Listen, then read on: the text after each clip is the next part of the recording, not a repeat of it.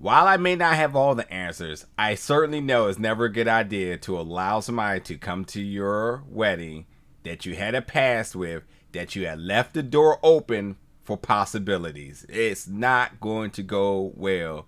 And that certainly brings me to my thoughts in the review of the new film, Somebody I Used to Know.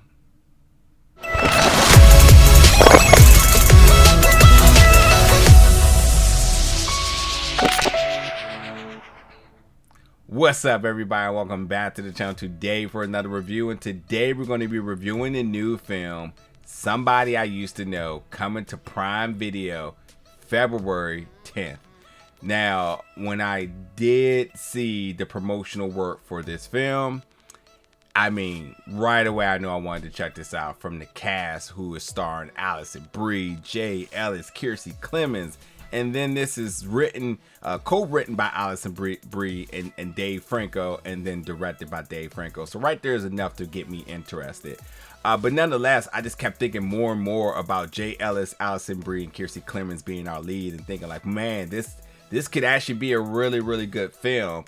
And honestly, I thought the film kind of started off pretty slow, and I was a little uninterested.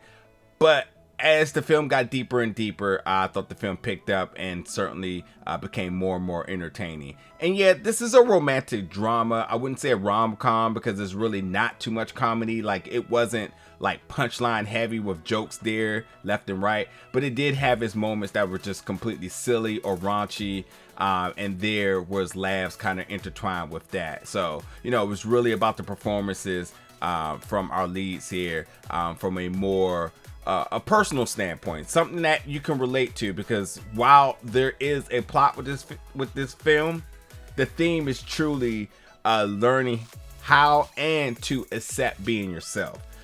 So, you know, I thought that truly, and I'm looking kind of back into the film only works because the performances of our leads made you really believe everything that they were enduring from their past traumas and triggers, and just a lot of the things and conflicts that they're experiencing with this film.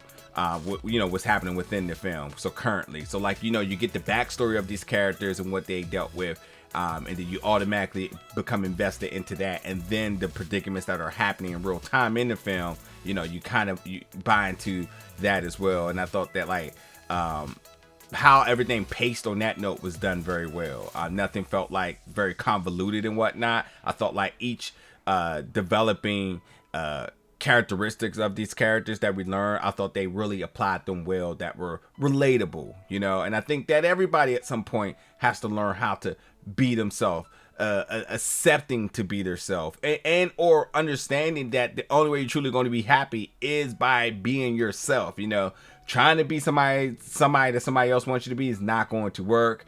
And you know, losing your aspirations and goals for the sake of somebody else, or for the sake of being happy, isn't really the way to go. And I think it explores all these themes, and I think there's a lot, again, for folks to relate to.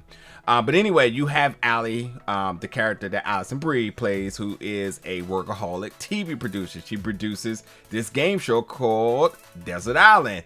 However, well, looks like that show got canceled, so she goes back to her hometown. She goes to visit her mother, who her mother's is completely ridiculous in this entire film. Some of the best moments of this film has to deal with her mother. But upon her going back, and everybody sees that, oh, Allie's back. So now everybody's trying to link up. This now introduces Sean, the character Ellis plays, who the two of them have a past. And this is not really a good moment for them to be trying to rehash some things. Yes, they got chemistry. Yes, there's a lot of nostalgia between the two of them.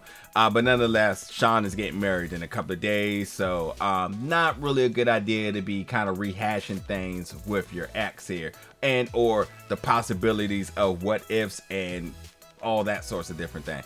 Meanwhile, Allie doesn't care. I mean, granted, Allie doesn't know that he's immediately about to get married, but she truly wants to see, is there something there? And her whole trip back is kind of like, man, I'm kind of down bad, rock bottom. Maybe if I go back, maybe I can kind of work something out with Sean, and maybe I can add some good fortune into, you know, her life. Honestly, that sounds kind of silly, but man, if that ain't the truth, I know there's folks that do that. And so this journey with Allie as she goes back into her hometown, trying to figure out Sean. Sean seems to be halfway invested in her, halfway not, until she does discover that, well, Sean is about to get married to Cassidy, who is Kiersey Clemons' character. Cassidy truly is like a adult version of the character she played in Dope Diggy. She has a punk rock band. She definitely performs in this. Why wouldn't she? Of course, we need that. And all her mannerisms, how she jokes, it truly is the adult version of Diggy from Dope. So I really enjoyed this character. I love Kiersey, and you can tell she just had the utmost time, really probably being her authentic self in this film. But with that, you know, the some of the fears and reservations she has about getting married, because she has to kind of leave this life behind that she had, being in a band for about 4 years, touring all over the world, a lot of success. So this doesn't feel true to her, and honestly, because Sean has this ideal of like what his wife should be like, you know, at home and kind of fitting into his life. Thus, that means the woman has to give up their life. So there's a lot of little conflict and stuff that the two of them have to work out. Meanwhile, you got Allie trying to figure out, man, maybe there's still something. Maybe it ain't too late. And so once Cassidy is aware of what Allie's up to, you got the two of them kind of going at it and trying to, you know, play games with one another, until the two of them has to really have a eye-to-eye moment of like, what is this really going to be, you know? So, you know, from the three of our leads, and there's other supporting characters as well that does have some moments in here that are you know, mildly comedic but yet important. The three of them and the different dynamics between the three of them really create some really powerful and good scenes, you know. And I think that, like, the more and more you get into this film, the better and better I think the film picks up, as I mentioned, especially when you have a scene with Kiersey and Alison that is not only funny, but it's real. And they have a few of them that are just really real, almost raw, certainly acting, but it almost feels raw, because you can kind of feel like everybody at some point really had a moment of really not being themselves and having a hard time accepting who they are and being comfortable with that. And when they start to talk about these things, you know, I think that's what really grabs the viewers in. But overall, again, you know, while the plot isn't the most juiciest and the most drama felt, at times it felt like films that you've seen. You know, I'm not going to go as far as saying the Adam Sandler movie, but it does feel like, you know, films that you've seen before. Just maybe a little bit more modern, and, you know, a little shuffling of puzzle pieces in terms of casting and toning and whatnot. But like overall, the plot definitely feels like I've seen something like this before, you know.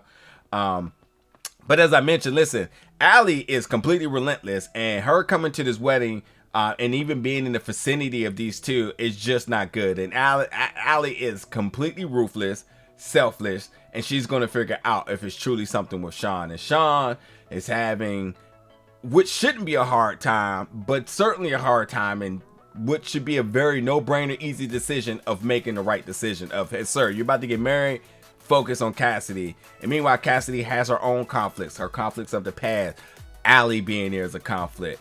Her not being honest with Sean about what her expectations of what marriage is. All these sorts of different things are happening. But nonetheless, you know, again, I was digging grown-up version of Diggy and Cassidy performing, and this punk rock style of her, and the jokes, and all these sorts of different things that she does in this film that truly is just some of the best parts of this film.